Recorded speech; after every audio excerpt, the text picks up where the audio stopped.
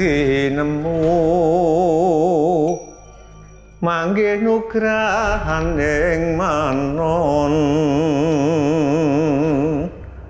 Berarti bisa dibilang dalang itu punya kesaktiannya masing-masing gitu, Mbak?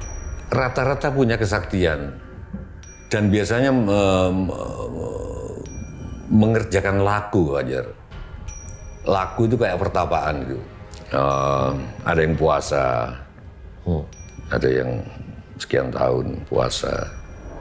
Tang, udah nyembah, set, terus ini nancep debok, yang nancepin ini.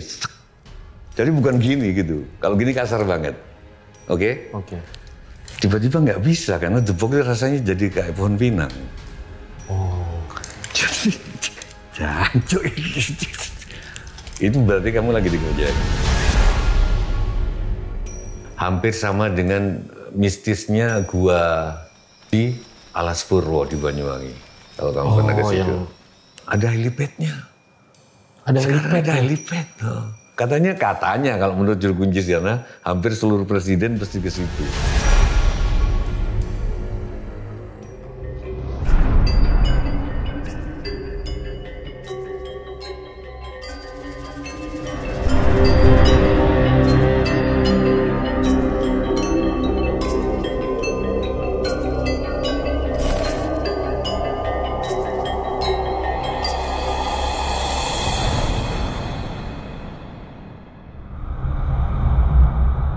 Salah satu pertanyaan besar bagi gue adalah bagaimana kearifan lokal di tengah arus globalisasi.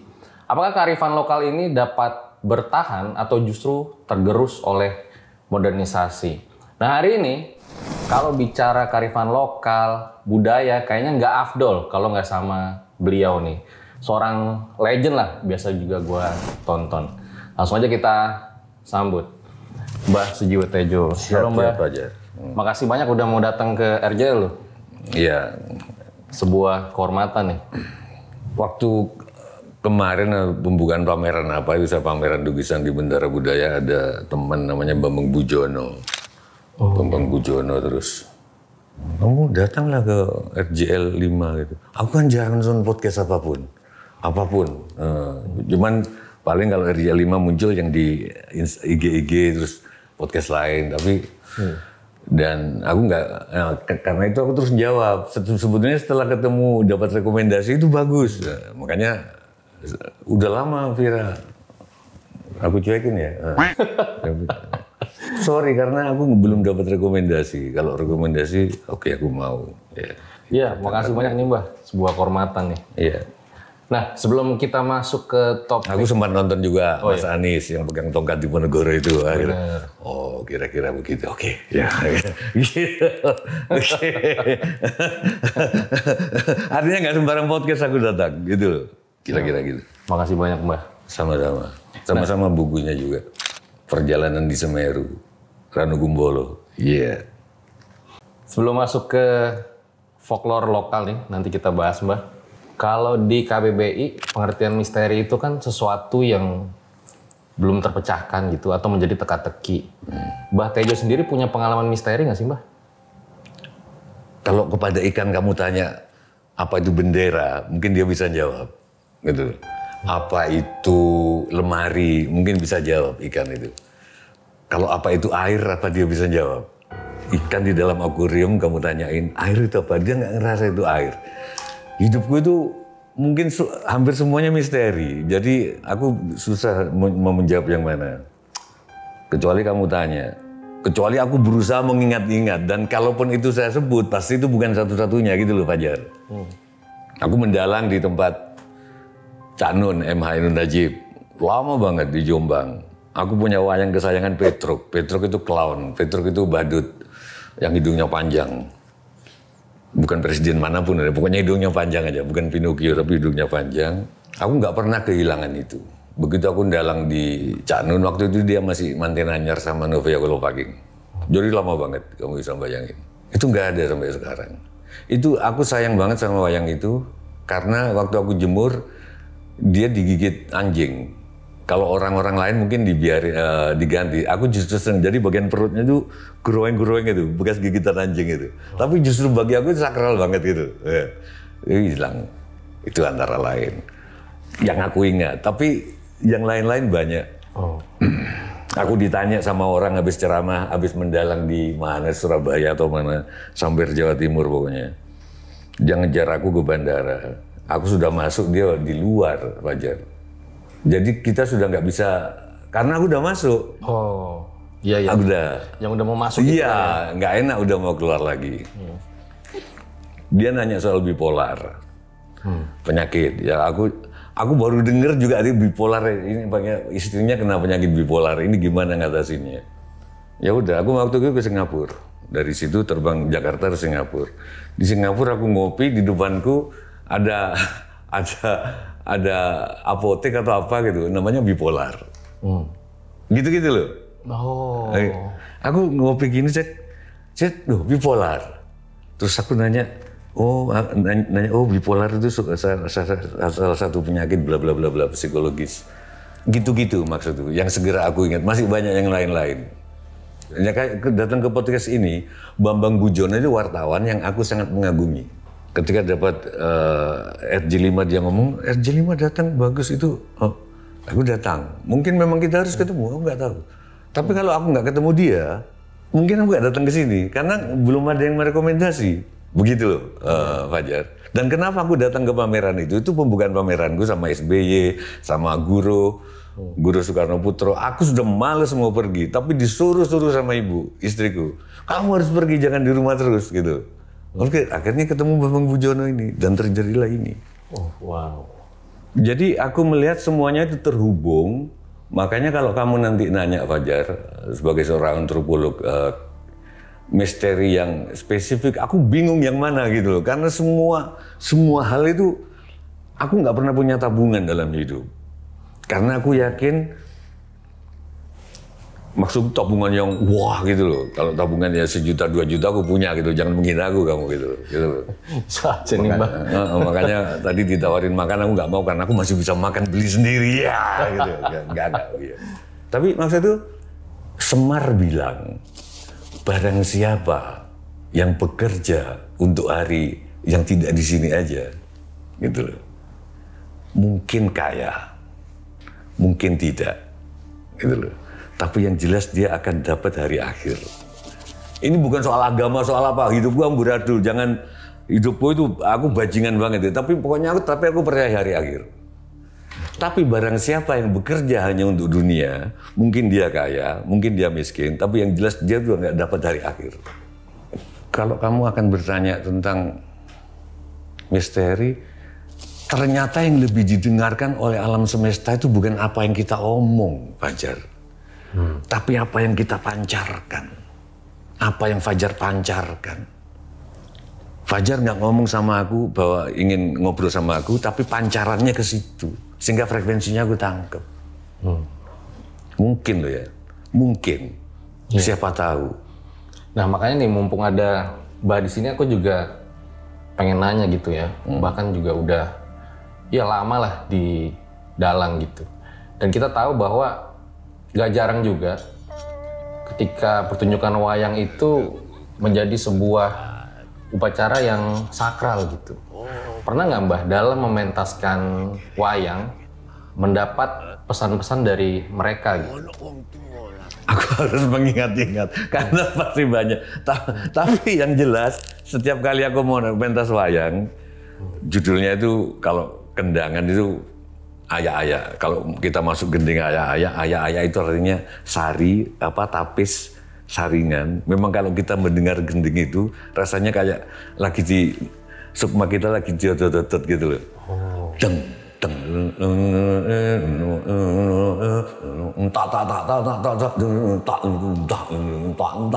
itu dalang sudah sendeku gini sudah mau naik pentas sudah. Itu udah kayak nggak bisa di bumi udah.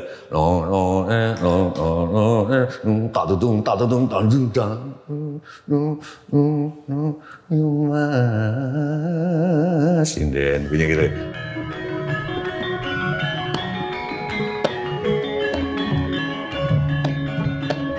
Nah biasanya selalu ditanyain orang minta nama buat anaknya gitu loh. Yang aku ingat. Minta nama tuh maksudnya gimana, Mbak? Nama bayi. Wah, lagi di rumah sakit ada nama enggak? Kadang-kadang yang aku ngomong sekeluarnya, jujur aja. Ya sorry kalau kalian lagi nonton ini, sebetulnya aku ngomong sedapatnya aja. Nah baru belakangan ini ketika mereka udah pada gede, ada yang usia 15 tahun, ada yang, Mbak aku yang namain Mbak gitu, di IG, di itu gitu. Oh iya oke. Tapi di dalang itu, Fajar, kita saling mengerjain biasanya. Terutama kalau ada dalang dari luar kota. Yang ketika dia dalang ke tempat kita, dia nggak sowan ke kita. Fajar seorang dalang di Solo. Aku seorang dalang di Jogja. Jangan, itu bertentangan dengan Solo Jogja, bertentangan. Solo yang Solo aja ya. Jember gitu loh. Solo ke sana itu Jawa Timur itu. Kalau Jogja, gayangan Jogja itu ke Ambarawa, ke atas ke Magelang di Jogja. Oke. Katakan aku di Jember. Ada orang yang suka ke Fajar, maka anggaplah Fajar. Fajar dalang di Jember. Wah itu siap-siap. Siap-siap gimana Mas? Dikerjain biasanya sama teman-teman dalang Jember. Kalau Fajar nggak sorenya itu sowan. Biasanya sowan nun sewu, saya nanti mau numpang latihan, nah gitu lah istilahnya, mau derek latihan. Oh iya enggak. Wah itu kita datang semua. Kalau enggak dikerjain. Dikerjainnya gimana Mbak? Kamu dalang-dalang gini. Uwi konjang kanjeng langit gelap-gelap. Nancep wayang, sambil wayang. Begitu lagi layar bisa nggak ada, bisa kosong gitu, kayak nggak ada di pandanganmu. Itu salah satu caranya. Macam-macam dalang-dalang itu usil-usil. Kayak gimana lagi, Mbak? Itu kan gedebok kan dari pohon pisang kan. Celek, nancepnya biasanya kalau nancepin gini, ini tekniknya begini set, ini cek gini. Coba ambilin wayang ya, gitu ya. Jadi ada tekniknya. Ya. Jadi ini Gatot Kaca, ini kesukaannya Bung Karno yang bisa terbang ini. Jadi ini set, ini dipegang gini, ini nancep di gedebok ininya supaya nggak kasar gini. Terus ini gini, set, ininya loh, ini nancep sudah. Nancepnya halus tapi sek, jadi tang udah nyembah, set, terus ini nancep debok, yang nancep ini sek. Jadi bukan gini gitu. Kalau gini kasar banget. Oke? Oke. Tiba-tiba nggak bisa karena debok itu rasanya jadi kayak pohon pinang. Oh. Jadi jancuk. Itu berarti kamu lagi dikerjain. Oh. Ada wayang yang jauh lebih kecil dari ini. Putri biasanya, wayang-wayang putri, Dewi Kunti, Dewi Srikandi. Tiba-tiba beratnya kayak bertonton gitu.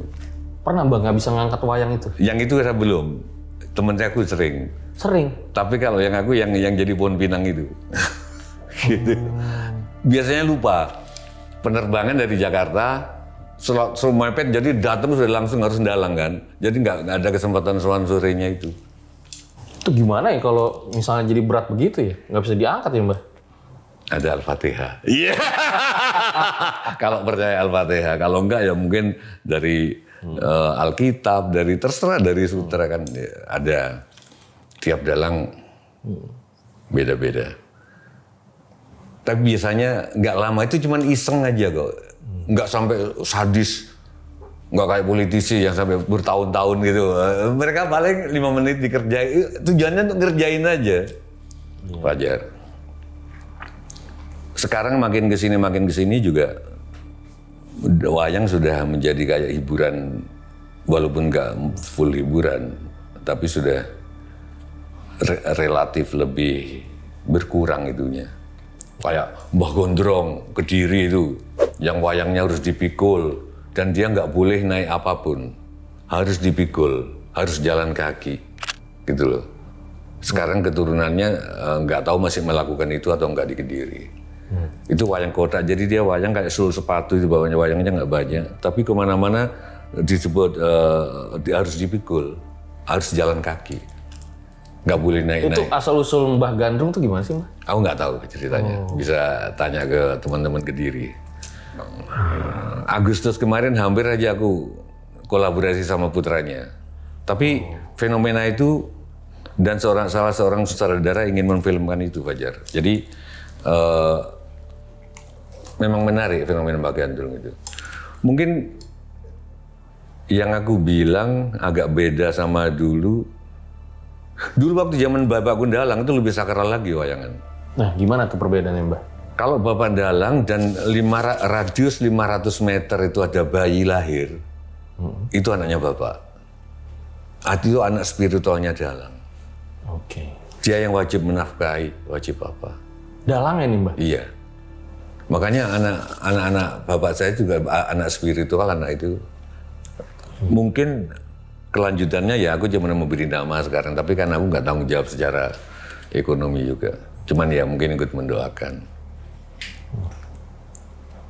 Kamu mendalang di sini, di kampung A, terus ada penduduk kecurian. Kalau sampai besok azhar, si maling ini belum ketangkap oleh si dalang ini, turun pamornya sebagai dalang. Dalang kan, hitungannya Jawa kan mulai dari asar kan. Hari itu kan dihitung dari asar ke sana, hampir maghrib ke sana. Jadi kalau kamu dalang, waktu zaman bapakku, terus saat kamu dalang pada malam itu ada orang yang kecurian kambing atau sapi, sampai sebelum asar sudah harus bisa ketangkep. Dalangnya sudah harus tahu siapa pencurinya. Berarti bisa dibilang dalang itu punya kesaktiannya masing-masing gitu, Mbak? Rata-rata punya kesaktian dan biasanya mengerjakan laku, Wajar. Laku itu kayak pertapaan gitu. Mas Mantep itu kalau nggak salah pernah tapa ngedan 2 tahunan. Tapa menggila kayak di jalanan. Mantep Sudarsono, Dalang oye, oh Sadono oye gitu. Itu pernah 2 tahun. Menggila tuh maksudnya gimana, Mbak? Ya jadi orang gila di jalanan. Ada yang kalau Mas Anom Suroto dalang juga lain lagi, nggak gitu. Selama 2 tahun itu jadi orang gila? Entah setahun, tapi dia melakukan itu, Mas Mantep itu. Oh, wow. Mudah-mudahan kamu nggak nanya aku ngelakuin apa. Gitu aja. Jadi ada yang puasa, ada yang sekian tahun puasa. Saya kira itu. Kalau perbedaannya gitu dari zaman ayah ngedalang sama Mbah Tejo ngedalang gitu dalam hal ritual lah gitu, boleh diceritakan nggak, Mbah? Saya lupa persisnya, Fajar, tapi seingatku mereka lebih keras ininya, pertapaannya, lakunya. Puasanya lebih lama. Aku paling puasa 3 hari. Itu pun kadang aku nggak puasa, kadang sehari. Gitu. Kalau Bapak lebih,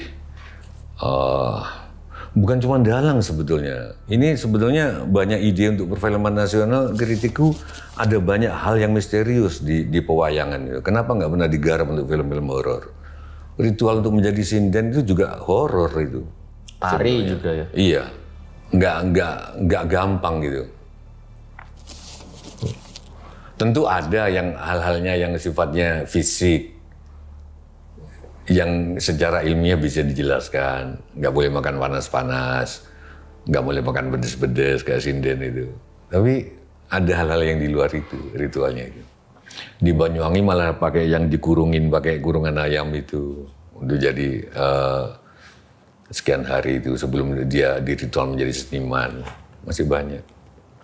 Jadi mudah-mudahan podcast ini ikut, mumpung mereka masih ada gitu. Siapa tahu bisa diteliti gitu. Ada antropolog atau apa yang akan meneliti itu. Gitu. Aku nggak tahu, aku malah pengen diskusi sama kamu sebagai calon antropolog. Kalau ada hal yang mistis dan yang mistis itu sudah bisa dijelaskan secara ilmiah, kamu mau ikut yang mana gitu? Gitu loh. Misalkan puasa 3 hari atau 7 hari sebelum mendalang. Bagi aku kadang-kadang ilmiah juga, karena inti dari mendalang itu menahan diri. Kamu nggak cuman kayak, wah diva itu nyanyi 3 jam aja udah jadi berita ya, asu dengan ya. Ketahanan fisiknya taek gitu loh. Dalang 7 jam, 9 jam Jo gitu loh. Dan nahan kencing, nahan apa gitu. Ya, diva siapalah misalkan Titi DJ atau siapa, ya sorry ya Titi Puspa atau siapa atau Yuni Shara nyanyi 2 jam non-stop sudah jadi berita. Kita itu sampai pagi Jo, gitu loh, sampai menjelang adzan. Nah, puasa itu kan untuk menahan diri supaya nggak semuanya dikeluarkan di awal, baik power maupun seluruh isi pikiran, ditahan-tahan, ilmiah. Itu pertanyaanku. Novelnya Pramudia Anantatur tentang Ken Arok mengungkap salah satu yang aku selama ini, aku penggemar ludruk, kesenian teater tradisional Jawa Timur, yang ketika Ken Arok mau membunuh aku itu kayak camat gitu, aku Tunggul Ametung di Kecamatan Tumapel itu, dia merebut keris Empu Gandring. Ya kan?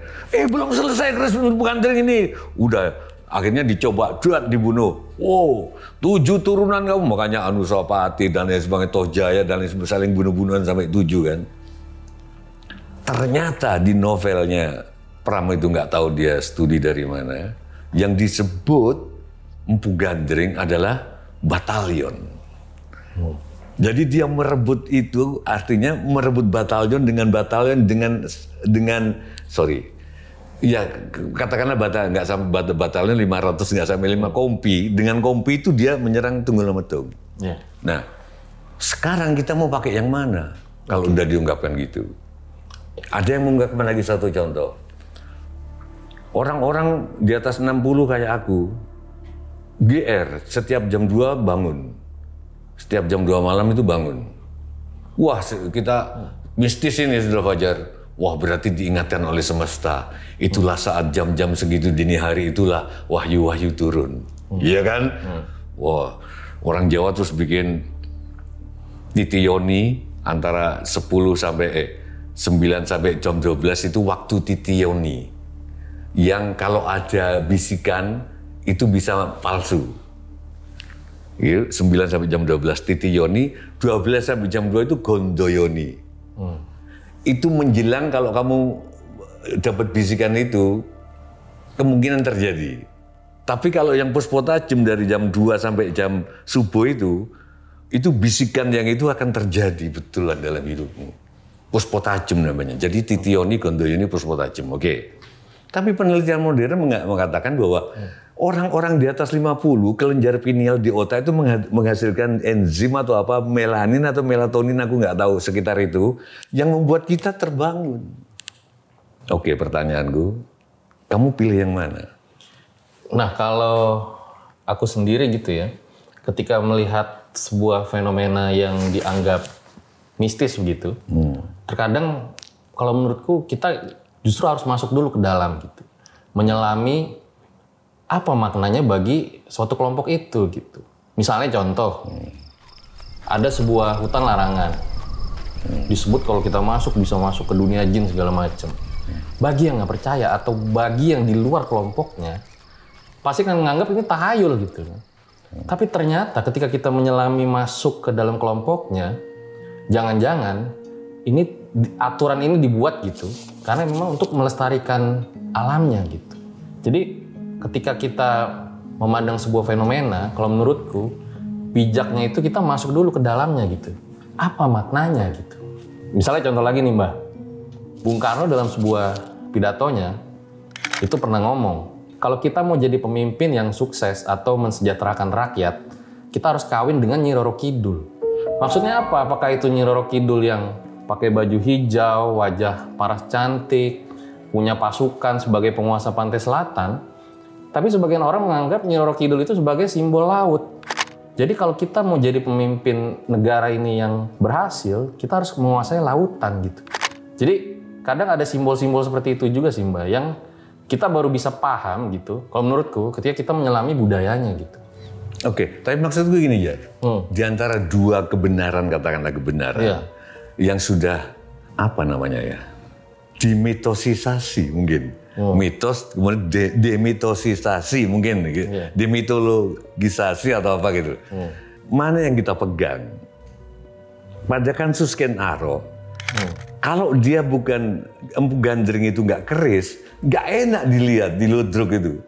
Nggak ada asap-asap keluar, terus ada kutukan, Ken Arok, api keris itu belum selesai. Bayangkan kalau itu cuma merebut batalion. Empu Gandring namanya batalion. Ini kan ilmiahnya begini. Ini menurut Pramudiana Tatur di buku Arok Dedes itu. Dia nggak dramatik. Nggak dramatik. Padahal manusia katanya makhluk homo yang bercerita. Makhluk yang bercerita.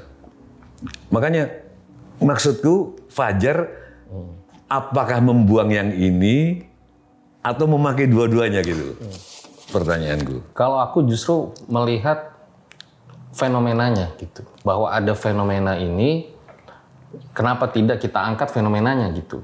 Nah, ada fenomena yang punya sudut pandang lain, ya kita angkat juga fenomenanya gitu, Mbak. Misalnya contoh, saya lupa nih penelitian mana, saya pernah baca gitu ya. Ini ada di sebuah rumah sakit yang ketika misalnya si pasien ini sakit parah, dia akan menganggap dokter itu, ceritanya pasiennya ini nggak percaya Tuhan lah gitu. Dia akan menganggap dokter itu pada saat itu sebagai Tuhannya gitu. Oke. Tapi ada juga ketika misalnya seorang yang beragama akan menganggap dokter ini penyelamat, perantara dari Tuhannya gitu. Tetap dia berdoa kepada Tuhannya. Sebenarnya kan sama harapannya kan di satu rumah sakit itu kan. Tapi bagaimana sebuah fenomena itu menyikapi dua hal yang berbeda itu sih. Paling aku sih lihat dari fenomenanya gitu, Mbak. Aku lupa tuh penelitian apa ya. Buat teman-teman yang tahu, boleh komen. Berarti ketika Bung Karno, hei rakyatku, ayo bersatulah dengan laut. Kenapa dia nggak ngomong gitu? Kenapa mari kita menikahi Nyi Roro Kidul, bersatu dengan Nyi Roro Kidul? Apa yang terjadi dengan Soekarno waktu itu? Yang terjadi dengan Soekarno? Yang dalam batin Soekarno, kenapa kok nggak ngomong, hei rakyatku, yuk bersatu dengan laut? Intinya kan ngomong gitu kan? Iya. Dengan kekayaan laut. Dia ngomong bersatu, yuk kita apa? Menikah dengan Nyi Roro. Menikah dengan Nyi Roro Kidul. Kawin lah, kawin. Ya kenapa dia ngomong begitu? Ya mungkin dia paham juga cerita tentang Raja-Raja Jawa pada saat itu dengan Nyi Roro Kidul. Tapi bagi sebagian orang, ini kan gak semuanya ya Mbak ya. Yang tafsir itu kan bisa beda-beda gitu ya. Ada yang nganggap juga Nyi Roro Kidul beneran. Tapi ada juga yang menafsirkan ini sebagai simbol gitu. Nah tergantung kitanya nih melihat si fenomena ini dari sudut pandang yang mana gitu. Kan pasti ada juga nih yang bilang, itu percayaan apaan tuh kayak gitu. Pasti kan ada juga kan. Dan itu fenomena yang sekarang kita bisa lihat di media sosial hari ini. Misalnya kita ngangkat kebudayaan A nih, terus nggak sesuai kepercayaannya berantem di kolom komentar. Kan gitu kan. Nah itu yang aku maksud juga. Dan itu sudah menggerus, kamu bilang soal orang sakit tadi. Iya. Sekarang kalau ada orang sakit, ini pertanyaan yang menurut aku agak bahaya. Demam berdarah lah misalkan. Pasti pertanyaannya, selokan-selokan bersih nggak? Ya kan? Di sekitarnya, oke? Ada, dia keluar di taman nggak? Karena nyamuk itu jam 10-an, nyamuk apa gitu? Nyamuk yang belang-belang itu, yang pembawa dengue itu, apa? Jam 10-an pagi. Pertanyaannya sekitar-sekitar itu. Tidak ada yang bertanya, orang tuanya bulan ini cukup nggak amalnya? Nggak ada. Sekarang nih udah mulai bergeser tuh ya. Jadi nggak ada itunya. Bagaimana kita, orang tuanya tadi malam melihat apa? Penglihatan apa? Mungkin makhluk-makhluk astral atau apa yang tidak disapa oleh bayi, si anak kecil yang kena. Itu loh maksudku. Kenapa kita nggak pakai jalan tengah gitu? Saya jalan tengah gitu. Menarik. Ken Arok yang merebut itu bengkel persenjataan bernama Gandring gitu. Tapi nggak enak dilakukan di teater tradisional itu, nggak dramatik gitu loh. Bayang kalau keris kan,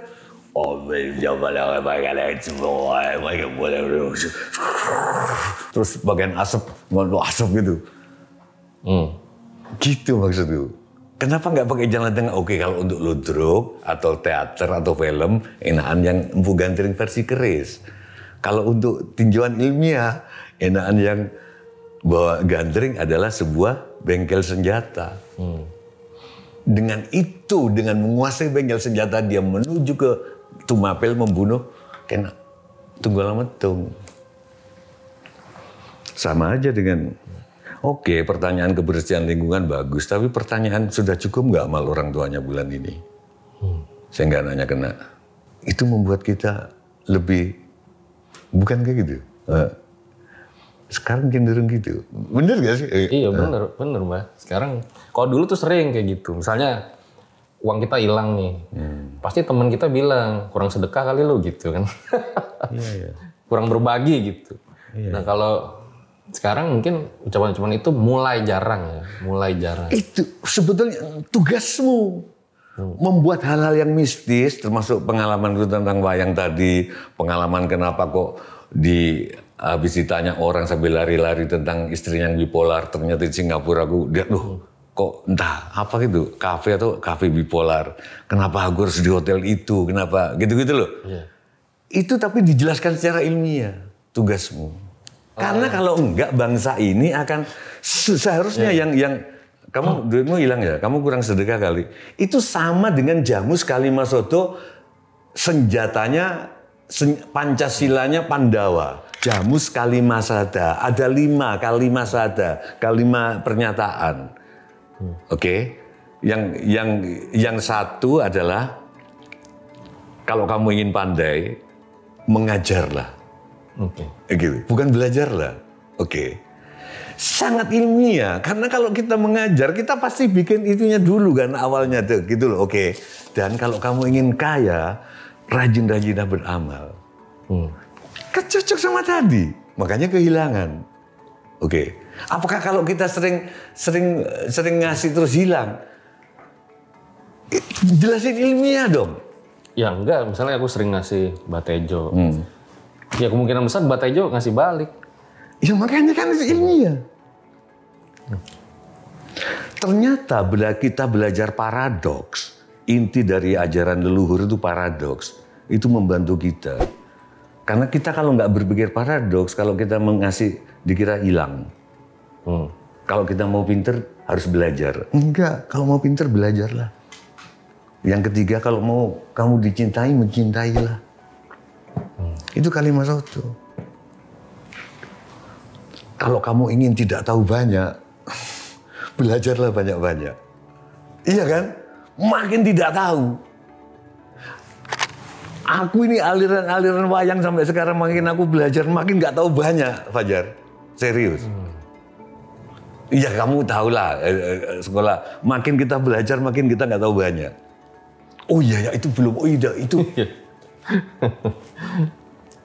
Menuju Indonesia ke depan, aku pikir merawat lagi kebijakan-kebijakan kearifan-kearifan lama ini.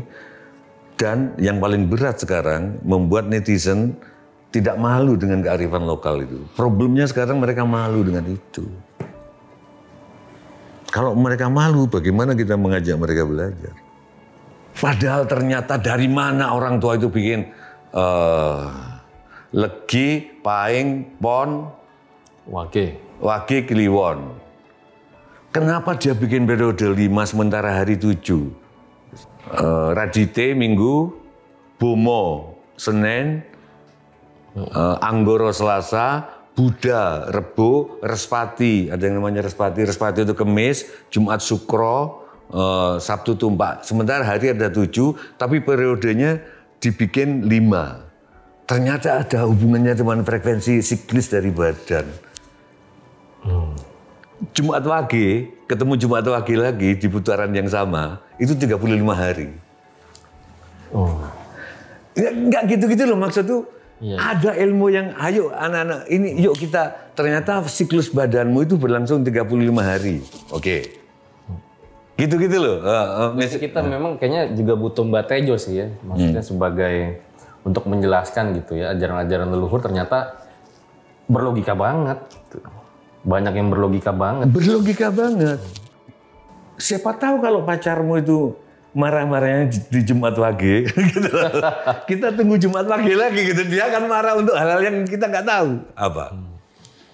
Karena frekuensi badan, aliran darah atau apa pada siklus 35 hari itu berulang.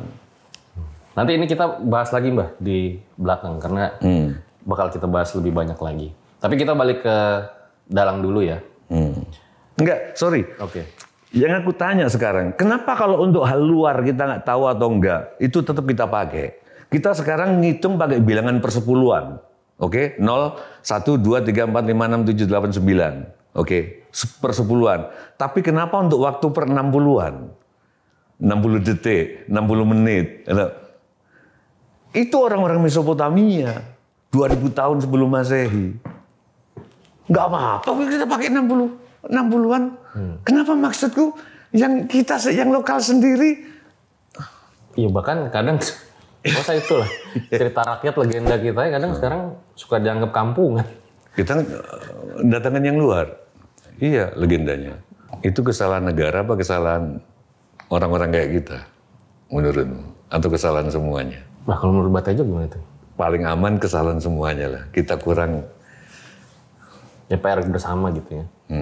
Tapi ini lanjut aja deh Mbak, di sini deh Mbak. Oke. Gitu ya. Apakah dengan situasi yang sekarang gitu, cerita rakyat kita, legenda kita, nantinya akan digantikan oleh kayak K-pop, anime, apa Marvel gitu, kalau menurut Mbak Tejo gimana? Bisa. Sangat bisa. Mungkin karena gini Fajar. Ketika zaman itu sudah tidak terlalu ngasih tempat sama sastra tutur, orang yang cuma mendongeng, maka harus ada filmnya.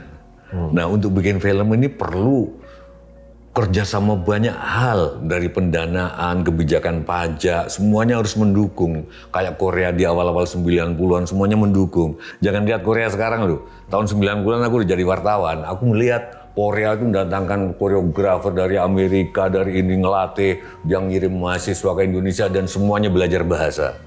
Bahasa Indonesia gila, di UI lihat, di UGM. Jangan lihat sekarangnya aja. Sekarang itu ngunduh woing pakarti, artinya memanen hal yang maksudku kita harus di situ. Cerita Joko Tarub difilmkan. Baru bisa hidup. Kenapa kok ada Mak Bidadari mandi, melepas baju-bajunya di telaga, terus ada Joko Tarub mengendap-endap, dan salah satu bidadari Dewi Nawang Bulan itu diambil sehingga dia nggak bisa pulang ke Kayangan. Dari situ dia menanak nasi, dari situ sejarah menanak nasi, gitu loh. Kalau nasi, kenapa nasi sebutir aja bisa mencukupi kehidupan keluarga bertahun-tahun? Akhirnya Joko Tarub penasaran kan, ngelihat magic jar-nya itu, apa dandang zaman dulu. Nah di situ, Jaka Tarub suamiku, kamu sudah menyalahi janji kita. Kamu tidak akan pernah membuka dandang. Kenapa kok satu butir beras bisa mencukupi? Nah, aku akan pulang. Enggak, maksud tuh bagaimana inti kenapa sebutir beras bisa mencukupi keluarganya? Secara mistis loh. Tapi nanti kan bisa diuraikan. Itu harus di film dan harus biaya tinggi. Harus biaya tinggi berarti harus bisa diedarkan di banyak negara supaya ya supaya balik modalnya. Harus ada kehendak politik memang. Kenapa begitu? Jadi semuanya film. Dayang Sumbi, kenapa dia menikah dengan anjing, lahirlah sang kuryang, dan difilmkan ternyata nggak cukup, atau pertunjukan apa itu dana gede. Jadi kehendak bersama, karena kalau enggak ya akan punah. Mereka udah nggak baca, generasi Z ini, Gen Z, maunya audiovisual yang bagus. Mungkin animasi. Iya. Nah kadang saya tuh suka angkat dalam bingkai itu, Mbak. Jadi misalnya, kalau misalnya horor itu kan banyak sekali ditonton oleh penonton kita gitu, jadi sebuah kekuatan. Nah kita berpikir bahwa kenapa RJL ngangkat horor tapi ada nilai edukasi di dalamnya, dalam arti ini nilai-nilai budaya, nilai moral, kearifan lokal yang akhirnya kita angkat gitu. Itu sih yang kemarin salah satu moto kita lah gitu Mbak. Iya ya, yang harus kita balikan ke orang adalah orang-orang selalu bilang bahwa hidup harus rasional. Padahal hidup itu jelas-jelas nggak rasional. Faktanya nggak rasional. Begitu ada film horor, begitu ada misteri, klinik ya, itu aku juga heran. Padahal hidupnya sendiri dan hidup kita semua nggak rasional. Kita nikah aja nggak tahu kenapa kok. Kalau kita pikir-pikir kenapa kok sama dia gitu loh. Kita kuliah aja kenapa ambil jurusan itu kadang-kadang kita nggak tahu. Dan ternyata orang pemasaran, orang marketing sering mengatakan ke saya, keputusan untuk membeli itu sama sekali tidak rasional. Mereka menggunakan apa? Orang-orang itu, kalau antropologi, menggunakan kesadaran reptil yang masih ada di sisa evolusi kita. Di sisa revolusi kita ada reptil binatang purba yang masih, dia menggunakan itu.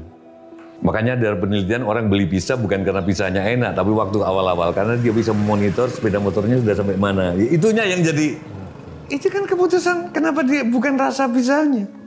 Nah, segala hal kita udah nggak rasional, tapi kenapa begitu kita angkat horor di podcast dan di film, kita, wah itu mistis, dualisme, kontradiktif.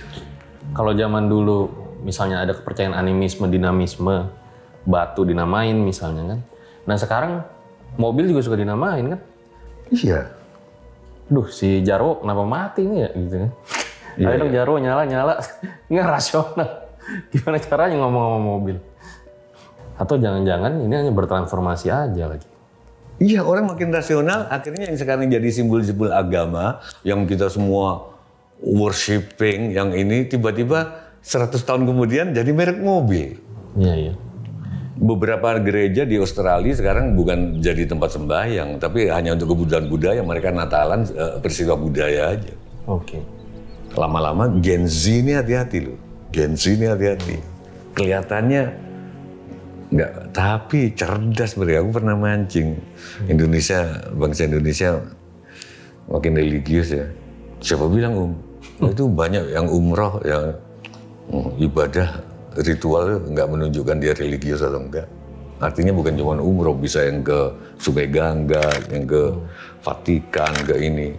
Itu belum tentu jadi ukuran religiusitas. Itu ukuran orang beragama iya. Tapi apakah dia religius? Belum jadi ukuran. Gila anak Gen Z. Ini cikal bakal yang nantinya 100 tahun lagi membuat nama-nama Tuhan atau mungkin jadi nama merek mobil atau merek kamera gitu. Bisa aja. Iya. Tapi ini lanjut lagi kali ya, Mbak. Ya. Kalau menurut Mbak sendiri gitu, apakah budaya Jawa itu memang nggak bisa dipisahkan dari mistis gitu? Sebenarnya kita mesti mendandani dulu, kok sebagai antropolog mendandani dulu mistis itu apa? Jangan-jangan mistis itu adalah hal-hal yang ilmiah yang belum bisa dijelaskan secara ilmiah. Terus kita bilangnya mistis. Dulu aku punya pantangan di Madura, di Jawa, di daerah Situbondo, dilarang memunggungi sungai. Rumah itu. Pertama harus hadap ke timur, ternyata untuk matahari, itunya. Kalau memunggungi sungai, ternyata dengan kita menghadap sungai-sungai jadi bersih. Oke. Itu ternyata ada rasionalisasinya, Fajar. Iya. Wah, itu penjelasannya apa? Karena ada dewa sungai yang kayak Lampor dan lain sebagainya yang datang yang punya gemerincing dayo teko gelarno koso itu kita menghadap ke sungai. Kalau nggak salah, kau cek ke teman-teman antropolog, yang membuat rumah-rumah kita membelakangi sungai itu Belanda dengan trik tertentu. Jadilah sungai kotor begini. Nah, kalau pertanyaanmu apakah hal-hal mistis itu, dulu aku menganggap merendam bambu 35 hari di air yang mengalir sebelum dijadikan atap rumah itu mistis. Ya kata orang-orang tahu gitu. Belakangan temanku yang ahli kimia bilang air yang mengalir itu mengandung apa? Terutama saat subuh. Sehingga kalau dia direndam, dia nanti kalau udah dilepas, dia akan tahan rayap, gitu-gitu. Iya. Jadi kalau berdasarkan ini, mungkin hal-hal yang semula itu mistis, terima aja dulu sebagai mistis. Jangan langsung klinik. Udah terima aja. Sami'na wa ata'na. Keluluhur apa salahnya sih kita nurutin leluhur yang kita nggak tahu? Nanti akan ada penjelasannya. Dilarang naik pohon kelapa lebih dari sekali sehari. Nah, enggak apa? Senjatanya leluhur itu gak ilo kalau Jawa, kalau Sundanya pamali. Ternyata orang yang manjat kedua atau ketiga kali dipanjatin itu sudah licin karena bekas keringat orang yang manjat sebelumnya. Oke kan? Terus aku lagi berandai-andai, oh mungkin itu juga cara orang-orang dulu membatasi kolesterol. Loh, nggak adil. Aku selalu bilang ke pemerintahan, ke negara nggak adil. Rokok aja yang rokok membunuhmu karena mestinya tiap pohon kelapa dikasih stiker. Kelapa bisa membunuhmu dengan santannya. Iya, nggak ada kan gitu. Nggak ada. Tapi itu ada. Jangan naik. Kalau ada emprit gantil bunyi pagi, kulik, kulik, kulik, kulik, kulik, kulik, kulik, kulik, kulik, kulik, kulik, kulik, kulik, kulik, kulik. Maka dalam radius sekian meter, 500 meter di kampung itu ada perawan yang hamil. Itu kepercayaan. Langsung dibilang mistis. Enggak juga, Fajar. Orang perguruan tinggi kayak kau neliti. Burung itu dapat frekuensi apa sih? Gitu loh. Perempuan hamil itu frekuensinya apa? Kalau masih hamil pertama. Jangan-jangan dia mendengar itu terus menangkap. Bisa aja kan? Yeah. Itu loh maksudku. Jadi kalau kau nanya apakah hal mistis masih bisa berlaku? Karena sekarang bahasanya ilmiah, sejauh itu bisa diilmiahkan, maka dia akan tetap berlaku. Tapi jadi nggak indah. Kalau menurut Flores nggak indah. Segala sesuatu kalau sama aja kayak orang pacaran, udah nggak aku cinta kau, nggak indah. Harusnya nggak usah dikatakan. Menurutku nggak indah udah hidup. Iya. Sudah tahu kenapa kok gitu? Apa indahnya kalau ada burung bunyi loh, kulik-kulik ada. Indah kan, katanya kata kakekku dulu gitu, indah loh jadi story. Kalau enggak, ini menurut ahli fisika yang sekarang jadi menteri keuangan itu, Purbaya. Purbaya itu namanya Gatot Kaca loh. Gatot Kaca itu Purbaya. Purbaya, Kaca Negara, Kerincing Besi. Nama orang-orang dulu banyak, banyak namanya. Tetuka, banyak. Nah Purbaya itu ini jadi Menteri Keuangan sekarang. Oke. Nah, kau sampai ke Menteri Keuangan tadi ngomong apa ya? Oh, nggak indah. Iya, frekuensinya diteliti. Oh, burung itu menangkap frekuensi ini, perempuan hamil kalau masih ini menangkap frekuensi ini. Bagus, tapi nggak indah. Iya. Ternyata ada kalau kita nggak tahu, ngencuk aja ya nggak tahu di sini boleh nggak kata mau ngencuk. Ngencuk aja hubungan intim itu nggak indah kalau harus dikatakan. Yuk. Mestinya tanpa itu terjadi bahwa dia tahu, dia butuh, itu asik banget. Bahasa-bahasa tubuh gitu ya. Cara dia membikinkan kopi. Kalau dia suami bikinkan kopi, istrinya caranya naruh gelas atau istrinya udah tahu dia minta gitu. Itu asik banget hidup.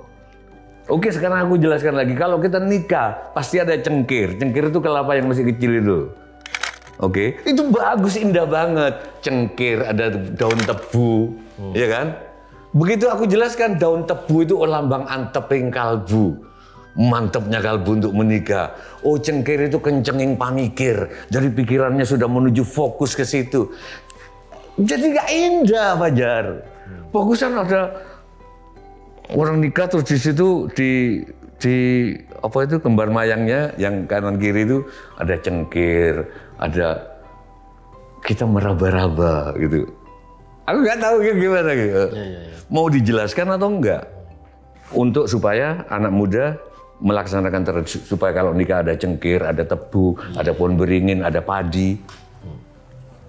Atau biarin sebagai estetika. Tapi kalau kita biarin sebagai estetika, mungkin mereka nggak ada dananya, nggak ada, besan nggak setuju. Iya. Gimana?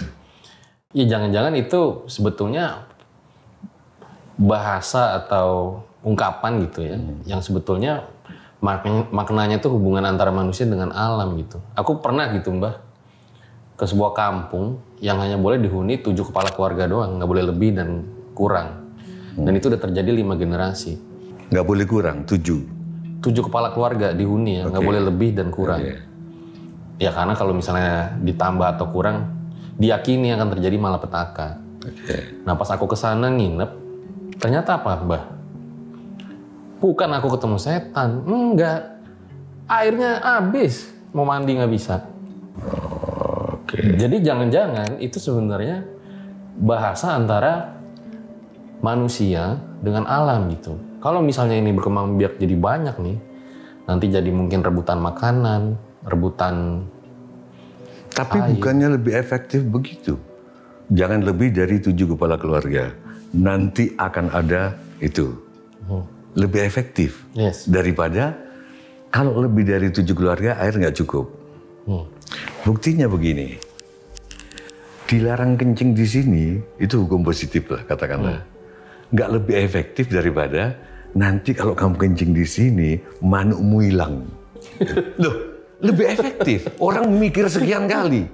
Misalkan pohon beringin atau apa. Terus dikembangkan kepercayaan nih. Nggak boleh kencing di situ, nanti manuknya jadi begini. Iya kan? Lebih efektif. Iya. Tapi kenapa itu dihina? Hukum adat selalu dihina karena itu. Nggak masuk akal. Sementara hukum positif nggak efektif juga. Iya. Bayangkan nggak?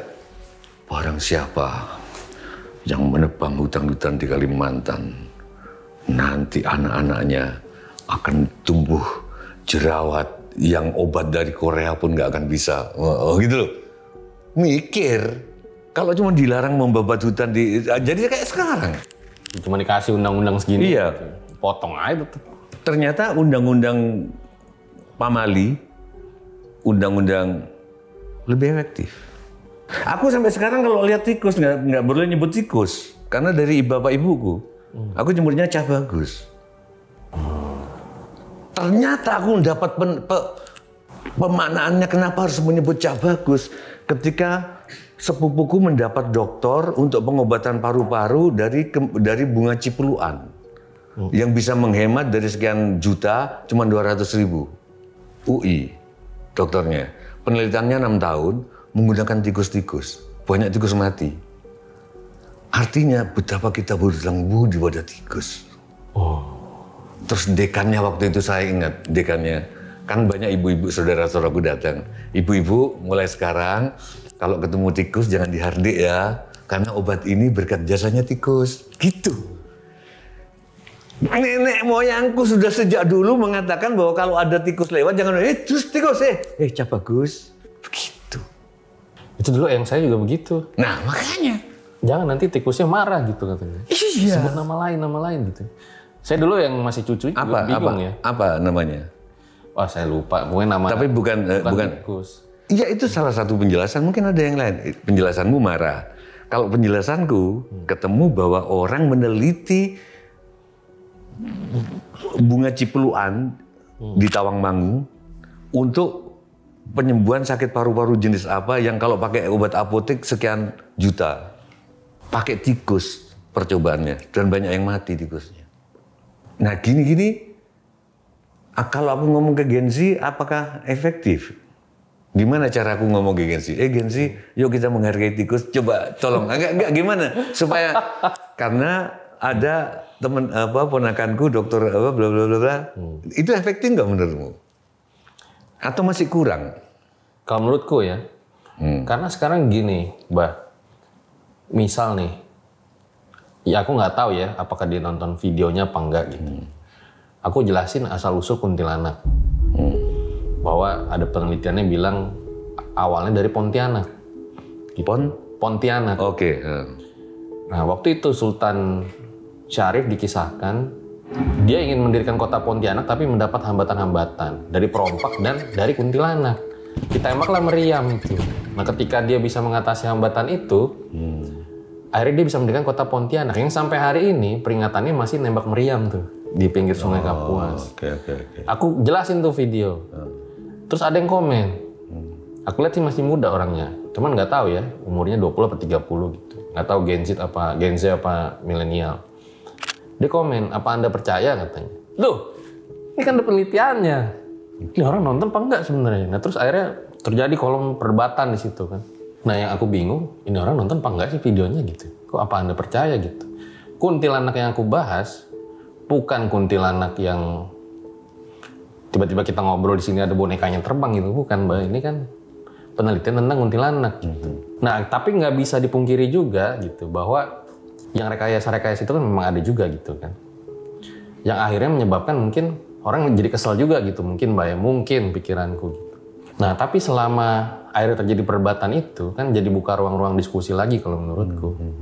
Dan tadi Mbah tentang tikus, selama masuk akal menurutku, mungkin akan terbuka ruang-ruang pemikiran baru kalau menurutku ya.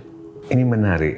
Sekarang kan Gen Z itu bagusnya, kamu CEO sebuah perusahaan, bikin produk tas atau apalah, undi-undi atau apa gitu lah, terserah deh.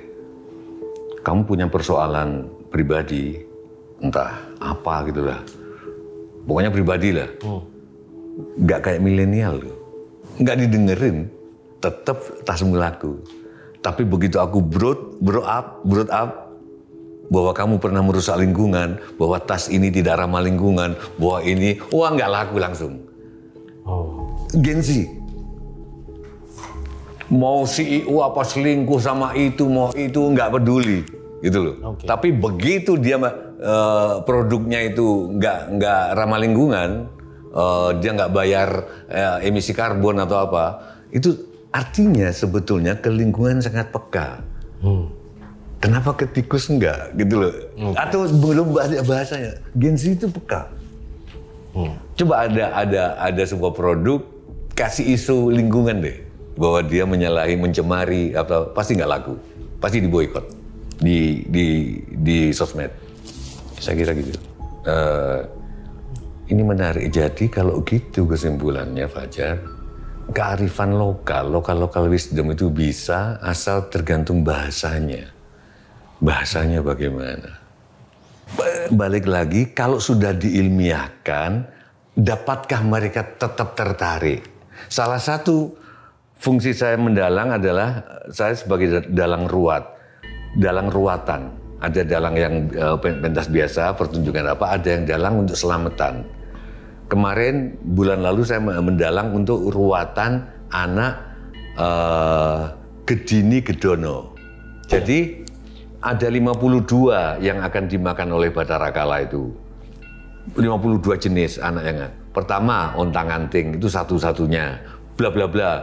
Terus kedua sendang, kapit, pancuran. Ini sendang, ini pancuran. Jadi cewek, cowok, cewek.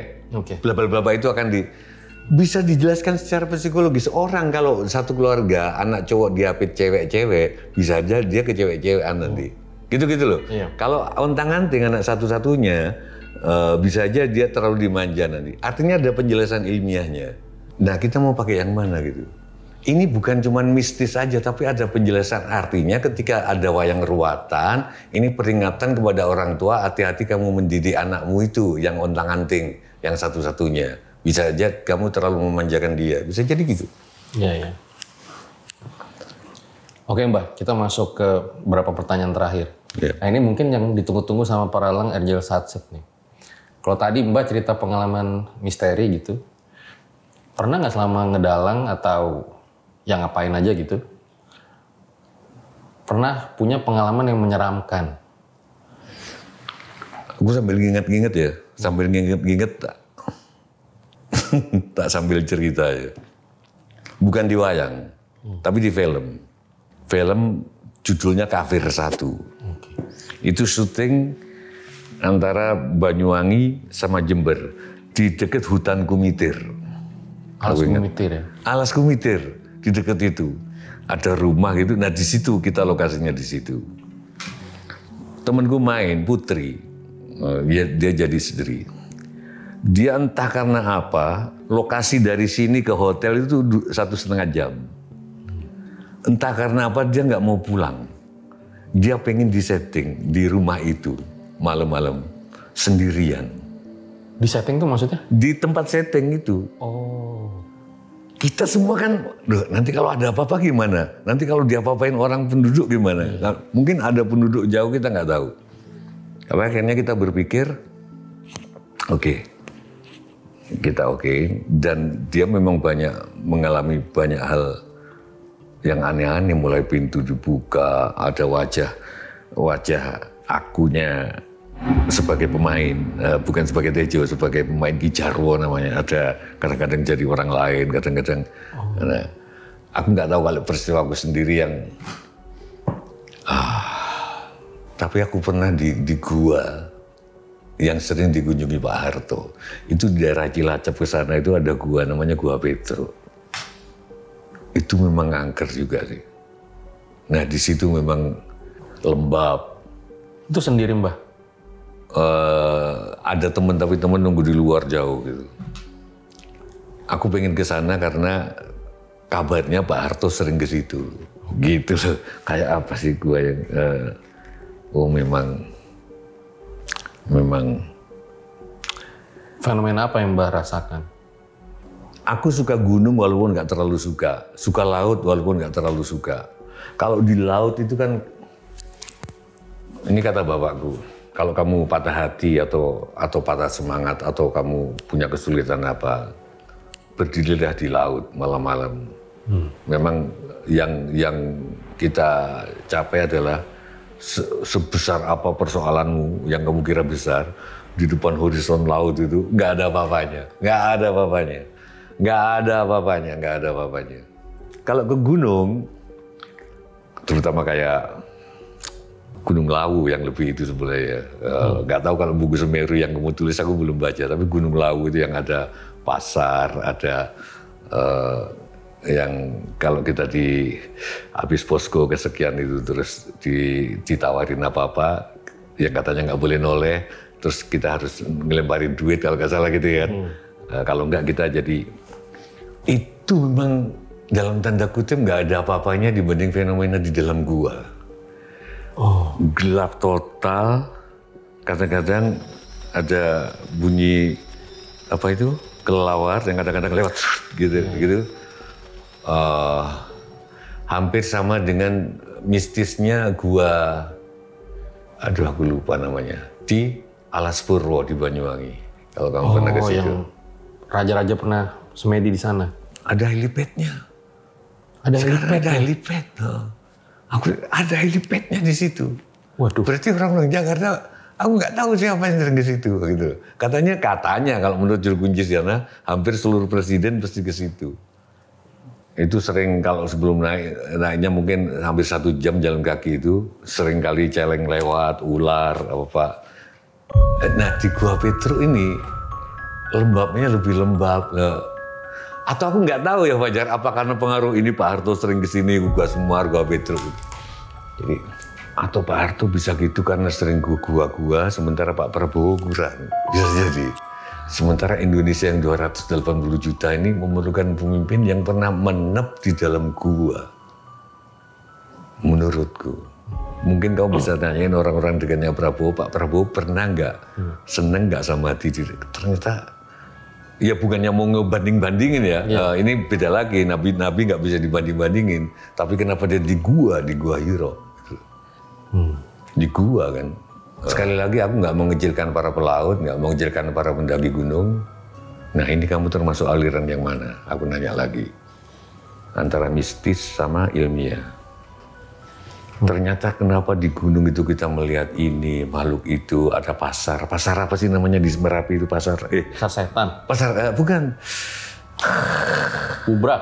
Iya pasar Bubra. Di Lawu itu banyak temanku yang menyatakan pengalaman itu. Apakah itu halusinasi apa enggak? Tapi kalau menurut para ilmiawan, ketika kita itu tekanan rendah, terus itulah pokoknya tekanan rendah, terus gula darah rendah, pasti secara psikologis muncul halusinasi. Itu loh. Makanya banyak orang pendaki gunung yang mati dalam keadaan telanjang karena dia merasa panas. Halusinasinya panas, dia buka baju, hipotermia. Hipotermia. Kok bisa homo ya? Hipotermia. Nah, kamu termasuk yang mana ini? Aku tertarik ini mendengarkan. Iya.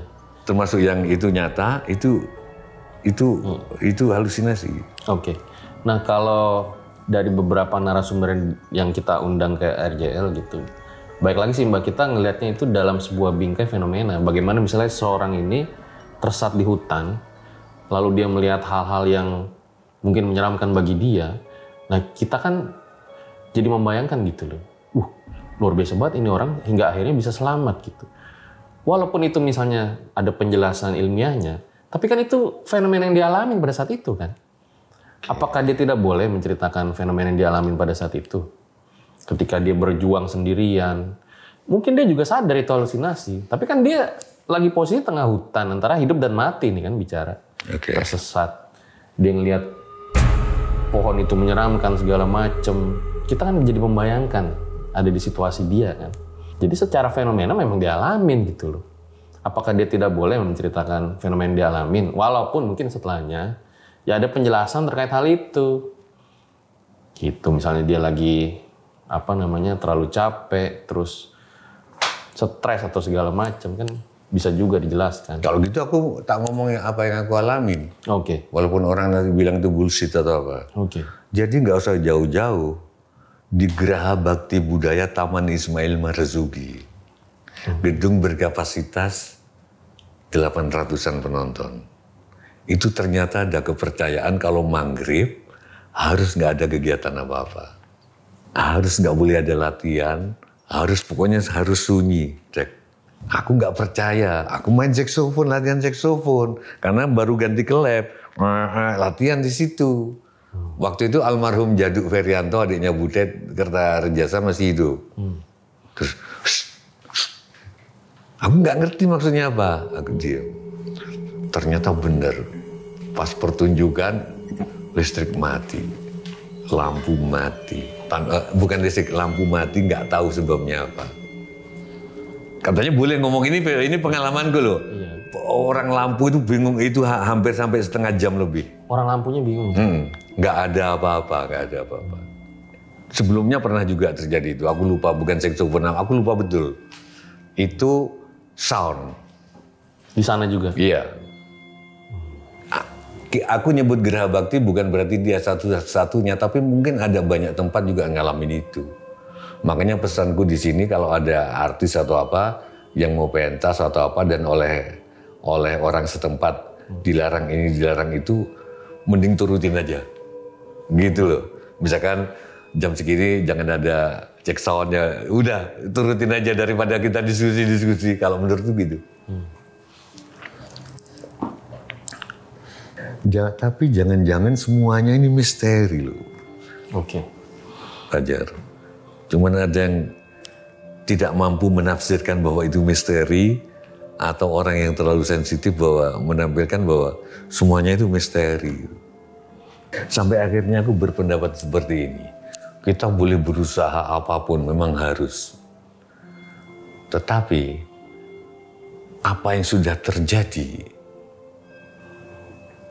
itu yang terbaik. Suatu hari saya ini sering kemana-mana aku bawa wayang beda-beda, tapi pernah ada satu ketika entah dia, entah temanku yang lupa, entah aku yang lupa.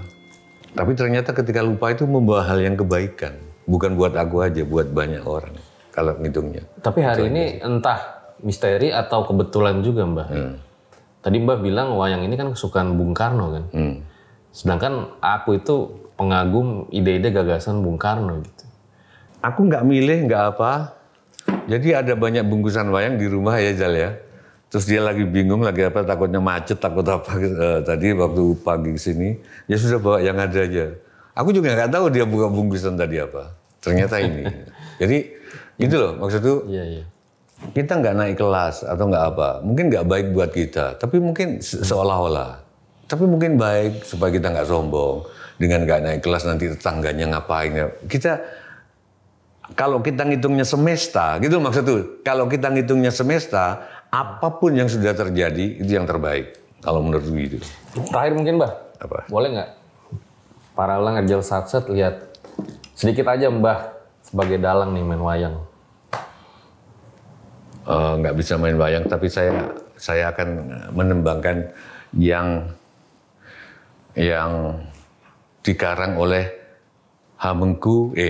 Mangkunegaran 4. Okay. KGB Mangkunegaran 4. Jadi sebuah melodinya bernama Gambuh, isinya tentang bagaimana bersuci tanpa air. sucine tanpa banyu